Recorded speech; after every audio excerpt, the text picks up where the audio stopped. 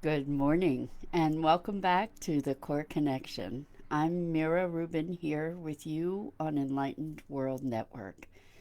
It is Tuesday, and in Pennsylvania, it's election day. So, wherever you are, whenever you have the opportunity, please, please, please be sure to vote. My public service announcement there. Um, Before we begin, today's topic is prejudice. And before we begin, let's just take a few minutes to come present together and take a deep breath in through your nose. Feel that oxygen just coursing through your body, feeding all your cells with vitality and life. And as you exhale, exhale any tension. Relax your neck, your shoulders, your back, your jaw.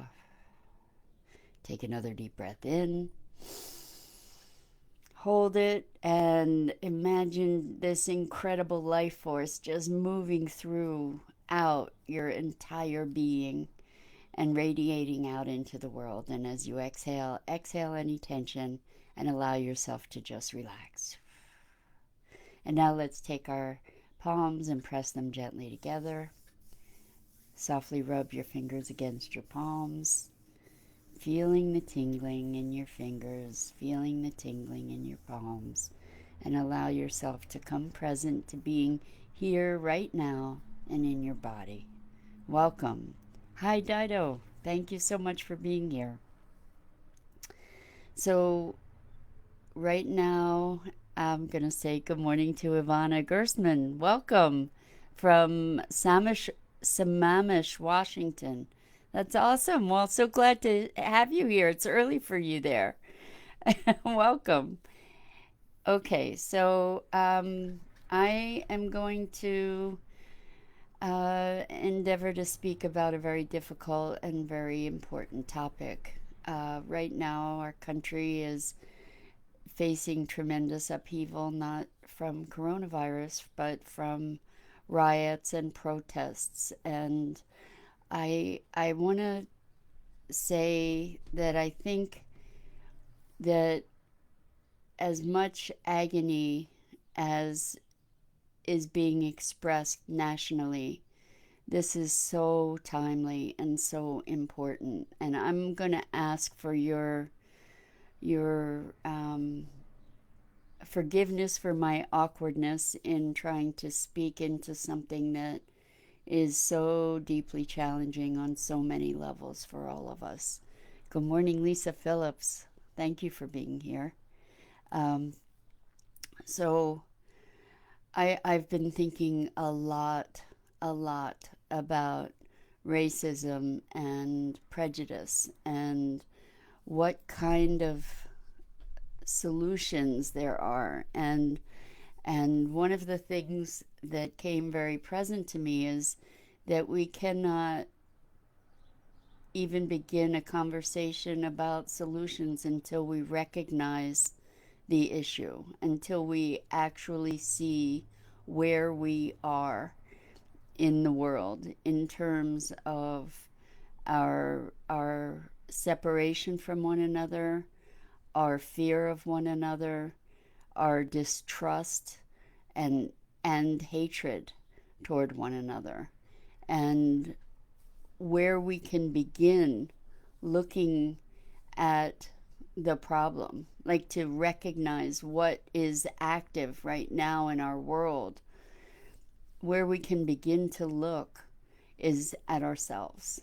And this takes tremendous courage. It takes tremendous courage to bring the invisible visible and to recognize our own prejudices. And I'm not just talking about racial prejudice, I'm not just talking about black and white or racial difference or religious difference, but we have prejudice on so many levels that are often unquestioned and just so deeply entrenched in our way of being that we're not in any way conscious of them. And I'm inviting all of us to engage in a rigorous self examination and exploration without judgment to see and uncover our underlying prejudices. And I want to say good morning to Carla Rangel. Thank you so much for being here, Carla. Um, we're talking about prejudice. So I believe that one of the gifts of this corona crisis has been that it has given us an opportunity to reevaluate our values and our priorities. And taken in that vein, as difficult as it is to be going through this time of tremendous social upheaval around racism and around prejudice, I think that this is also a gift. Prejudice and racism have been pervasive in not only our country but in the world for as long as we've been here on the planet. And we get to be looking at how we're going to create a new paradigm for the future. And the beginning of that is to recognize and address our own unseen prejudices. And I say unseen because this is a conversation that typically isn't had. So I believe that we are all subject to prejudice and racism and difference, regardless of the color of our skin or our origins, regardless of the awakening that we have undergone by the nature of our culture. Our culture is based in separation and recognition of difference first.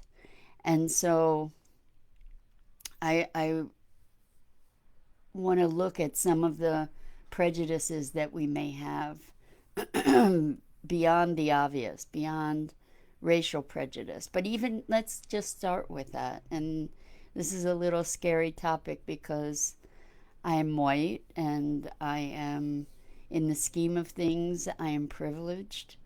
And this is very, very tender territory. However, I invite everyone to have the courage to have true, frank, authentic conversations with others and with yourself, and to recognize where we have our not so conscious biases. Let's start questioning. Through coronavirus, we've been questioning our values and our priorities and some of our behaviors, and now we can be questioning on an even deeper level. So when we think about race, the thing is that until we are colorblind, until all people are just people to us, until we recognize that we are one, that we are all one family, that we are all connected,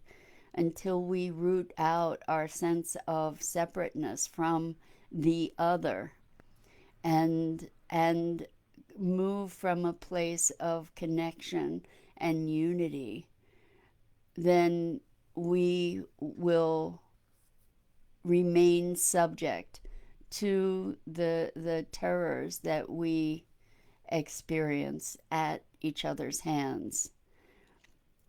I see a comment here from Lisa Phillips. Sidney Poitier said it best in the movie.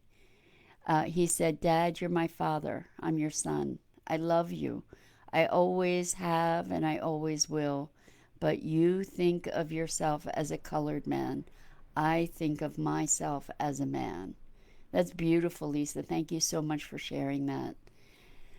So the thing is that we have prejudice on so many levels that are invisible. We have prejudice against people of different color, against people of different religion, against people of different sexual orientation, against people of different national origin, against people of different eye color or hair color or weight, or social status or wealth. Or we all have judgments that we make about other people based on their difference from us. And typically, culturally, we sort for difference rather than sameness. We see our difference. And so, what we want to look at is how we can be connected, how we are connected.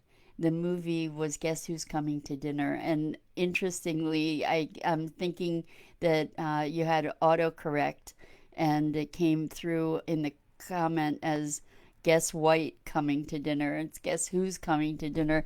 And I'm sure it was like an autocorrect, but how interesting, right? That in this moment, even our autocorrect is racially biased. Um, anyway, I hope you'll forgive me for that. Uh, anyway, so what we get to be alert to is our internal conversations and our automatic reaction and response to things. I've spoken to very spiritually oriented people who are feeling fearful in the face of the madness that's erupting around the country. And I'll say madness because, well, let me just back up. I thought I was going to talk about revenge today. And this is where the conversation of revenge might come in. Violence breeds violence, hatred breeds hatred. There is no way that we're going, and fear breeds fear. There's no way that we're going to come to an evolution and shift of our cultural values by perpetuating the violence. And I understand there's tremendous rage and sorrow and hurt that so deeply needs to be healed. However, I understand also that violence is a way, is a means to gain attention. However, it's not a solution. And so, for instance, with revenge and rage are both pathways that lead to deeper entrenchment of what we're trying to heal or eradicate. So revenge breeds revenge, and um, to be able to find a place of connection and peace through these profound emotions that are being experienced on so many in so many contexts. It takes an act of courage and a willingness to engage in activities that create connection. And so, in speaking to my friends who, despite being spiritually oriented, were falling into fear and having conversations about them, whoever them is, we were able to come back around to recognizing that there is no them, that the world we're experiencing is an expression of ourselves. And a few days ago, I shared the Ho'oponopono, Hawaiian prayer for forgiveness, ritual of forgiveness and healing. And the foundation of that is that the world is of my creation, and anything that expresses itself in the world is an expression of me. And if we can look at this in ourselves, if we can take ownership of our part in this, if we can identify our own biases and our own prejudices as we recognize them and be rigorous and diligent in attending to them, then we can start evolving personally. And as we start evolving personally, we can engage in more conscious conversation with other human beings to invite a healing. And in exploring this more deeply, Jennifer says, I was just going to say Ho'oponopono. So for those of you who are not familiar with Ho'oponopono, it goes like this: I'm sorry. Please forgive me. I love you. Thank you. And so what this is I'm sorry, meaning I am taking full, complete responsibility for the circumstance, for creating a world that has hatred in it to begin with, that has oppression in it, that has violence and anger and all of it. And I am also taking responsibility for creating a world of beauty and love and joy. So I'm sorry. Please forgive me. Asking forgiveness of all of the actors, the perpetrators, the victims, the myriad of roles that are represented in the world. Please forgive me, because I have generated this scenario. I have generated it from within me.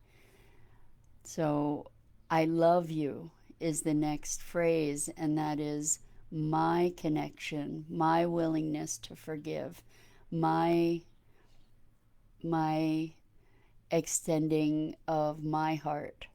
And then thank you is the gratitude for that connection and for that ability to recreate something from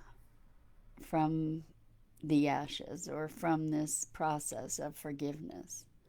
So this brings us back to looking within ourselves to notice the internal conversation. You see somebody that is heavy or light on the television, or someone who is more beautiful, or someone who is ugly, or someone who is of another religion, or someone who is of a different social status, or someone who is of a different race, and you have conversation about these people internally as you're observing. I'm inviting us all to wake up to those conversations and how we make ourselves separate. And in those moments, we can use Ho'oponopono. In those moments, we can recognize where is the wound inside us that has us respond in such a violent way. It's violence, even thought, even the thoughts of hatred or racial slurs or religious separation and judgment, or any of the places that we judge other people and we have a reaction that is other than love and connection. That is the place to go inside and say, what is that conversation? What is that wound? How can I heal me to heal the world? And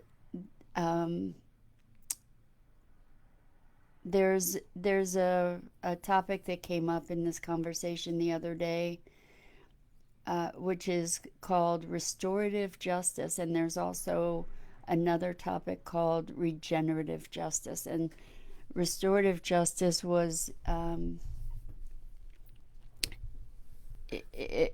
understanding of it is primarily in the context of crime victims and their perpetrators. And the notion is to have conversation or to go through a path of forgiveness, which is ho'oponopono, and also forgiving oneself and actually literally forgiving another, and finding that place of connected humanity, to be able to enter into these dialogues. And as a response to this restorative justice, where people have had the opportunity to face each other and connect as human beings, and to recognize the impact that they've had on others, and to recognize that the people that have harmed them are also human beings that have been wounded in some way, generally. Um, there has been miraculous healing. And this kind of dialogue has taken place in the Middle East between Israelis and Arabs who have been schooled to be enemies for generations and generations. And there has been an incredible healing and peacemaking that evolves from that. And it occurs to me that sitting down and breaking bread with with people that have differences, whether it be political differences. We're in such a fractious time in so many ways, politically, um, as well, to sit down and have a humane conversation, civil conversation with someone on the other side of an idea or a divide, let's just say on the other side of a divide, can be profoundly transformational. And it seems to me that that's a powerful pathway for us to be able to begin to heal the deeply entrenched separation in our country and inequality. And I'm going to take a couple minutes here to look at some comments. So, how can I heal myself to heal the world? Yes, yes. So, healing the world begins with healing ourselves and recognizing our wounds and our prejudices. And then restorative justice, this is from Dido. Restorative justice is a powerful and important part of the justice system in Boulder, Colorado, just set up by a visionary judge. Well, that's magnificent. I had no idea that that was part of a court system. That's amazing. To be able to institute restorative justice as part of our system actually looks to heal the system, to heal the pain, to solve a problem rather than punishing a problem. And we are called now to be looking at creative ways to move into a new world, the world that we envision. It's beholden upon us all to take this kind of action and movement and vision and not fall prey to the fear. If you're experiencing the fear, look at inside where the sense of otherness is. And I'm not saying that there isn't occasion for fear. I know that if somebody is holding a gun to you, there it could be cause for fear. And I recognize that. However, allowing ourselves to fall prey to fear perpetuates it. Um, and Jorge says, I will take your ashes for beauty. And I don't know what that means, Jorge. It's poetic, but I don't know if it's a typo or I'm not sure. Um, and Dido says compassionate listening is a powerful part of work in Israel and Palestine. It's wonderful. Yes. So when we have these conversations, even political conversations, and that's where, we can really point a finger here as to something that has helped to foment this uprising. This is an essential I've said pointed finger, but I really want to say pinpoint is really more what I meant. Um, there is this uprising now has been long, long, long in the making, and we have black and white and Hispanic and all kinds of other ethnicities and religions and people and political people and people in authority. We have people showing up together to unify in addressing a deep heartfelt concern and sorrow, and call for change around these circumstances. We have police officers taking a knee. We have protesters protecting police officers. Um, we have protesters and police walking together, marching together. There are many, many, many occasions of unity that we are called to to embolden and to foster and to nurture. And so with that, that's it for today. I'm Mara Rubin. This is the Core Connection. I'm here weekdays at 9 a.m. and we're here on Enlightened World Network.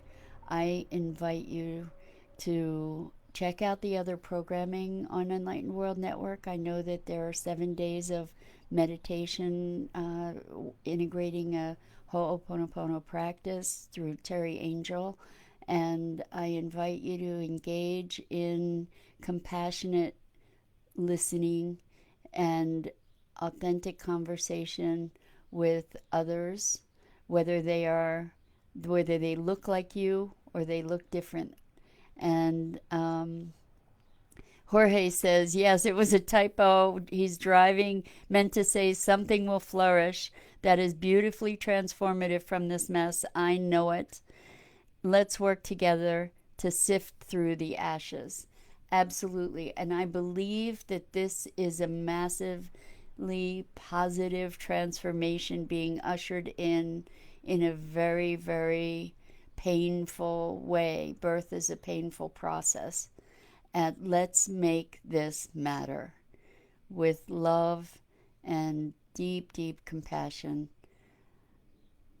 Please look in, look out, and let's grow together.